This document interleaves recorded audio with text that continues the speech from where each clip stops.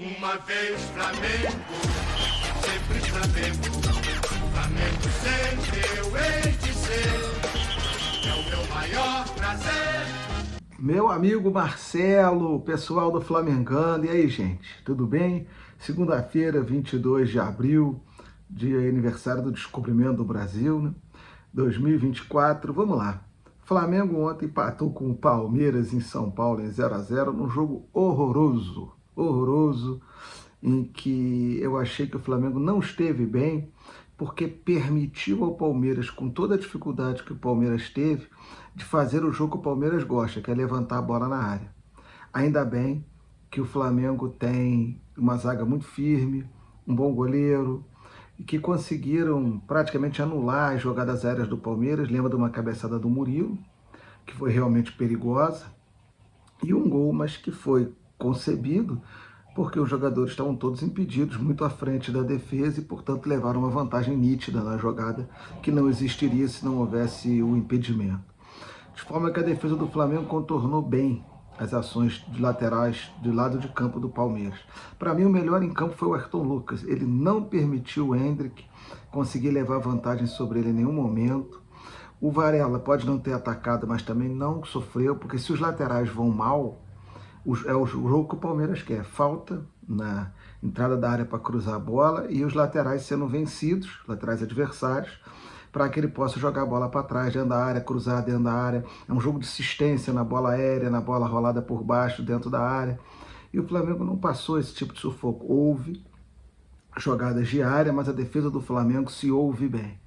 Mas em termos de produção, o Flamengo foi mal, produziu pouco, e em alguns momentos faltou apetite. Teve um lance logo no primeiro tempo, no início, que o Bruno Henrique poderia ter entrado, ele arrancou cara a cara, ele quis esperar a aproximação de alguém, ninguém chegou. O Carlinhos não esteve bem no primeiro tempo. Foi um erro do Tite não escalar Pedro e De La Cruz. Ah, mas eles estão mal fisicamente, eles estão com risco. Então alguma coisa foi feita errada antes. Poupava eles na final com o Nova Iguaçu, eu não sei. Porque o Flamengo jogou no meio de semana no Rio com São Paulo, e jogou agora, no Rio, no Maracanã, contra o São Paulo, e agora em São Paulo com o Palmeiras.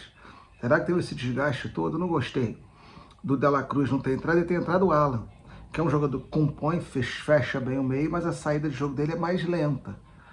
Eu não estou dizendo que o Alan foi mal, assim, ele bloqueou, mas ele não conseguia ajudar na construção. Então ficava o Arrascaeta muito só na construção e a bola não chegava na frente. E o Carlinhos, no meio de três zagueiros, não estava conseguindo jogar, ele não conseguiu se posicionar para ser opção de passe.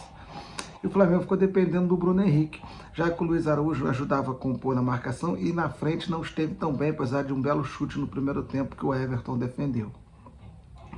E o Flamengo ficou, né? E o jogo ficou morto, porque o Palmeiras não conseguia vencer a defesa do Flamengo, e o Flamengo vivia das estocadas do Bruno Henrique, mas não era agudo a gol, né? Houve um outro lance também no primeiro tempo, que a bola foi recuperada próxima à área do Palmeiras. Eu achei que o jogador do Flamengo ia para gol, não, ele tocou para trás, deu no Ayrton Lucas, acho que foi o Ayrton Lucas, que depois recebeu o passe, enfim, já não, minha mente não anotei aqui, não me recordo. Bom, mas então o primeiro tempo se arrastou 0-0, segundo tempo ele bota o Pedro.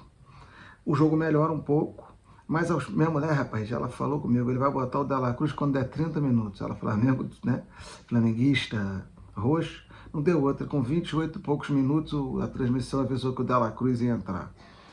É aquela coisa patética que a gente já sabe que está na mente dos técnicos, a gente já sabe o que eles vão fazer antes.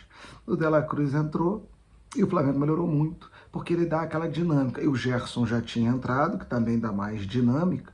E como o Luiz Araújo não esteve tão bem quanto em outras oportunidades, o Flamengo melhorou muito com o Gerson no meio do campo e o De La Cruz. E aí poderia ter feito o gol. O Palmeiras também poderia, né, nas suas estocadas, mas no final o jogo acabou sendo um jogo ruim e o 0-0 acabou sendo justo, porque não houve uma defesa que tenha sido superada pelos ataques. Os ataques foram muito mal. Eu achei que o Endrick está começando a querer se jogar, fazer muita firula. Não é bom, porque ele é um bom jogador, não deveria pegar esses vícios para não começar a querer jogar a torcida, o técnico, o árbitro contra a torcida e coisas do gênero. Nos demais jogos da rodada, acho que foi a vitória do Botafogo, 5-1 no Juventude, um grande destaque. O São Paulo, seu Carpini, ganhando do Atlético Goianiense em Goiás por 3-0, apesar do Atlético ter terminado com 2 a menos, né? O Atlético Mineiro precisou de um tempo para ganhar do Cruzeiro, por 3-0 logo no primeiro tempo. Eu acho que no geral foi isso, quer dizer, o Inter perdeu, né? O Inter perdeu, o Flamengo também. O Flamengo empatou, então o Flamengo abriu um ponto do Inter, mas perdeu a liderança, porque lá em Curitiba, na Arena da Baixada, o Inter perdeu por 1-0, mas o Bragantino ganhou do Corinthians. O Corinthians até agora não ganhou de ninguém, e aí o Bragantino, com os mesmos 7 pontos do Flamengo, está à frente nos critérios de desempate. Mas o Flamengo permanece no topo da tabela ao lado do Bragantino.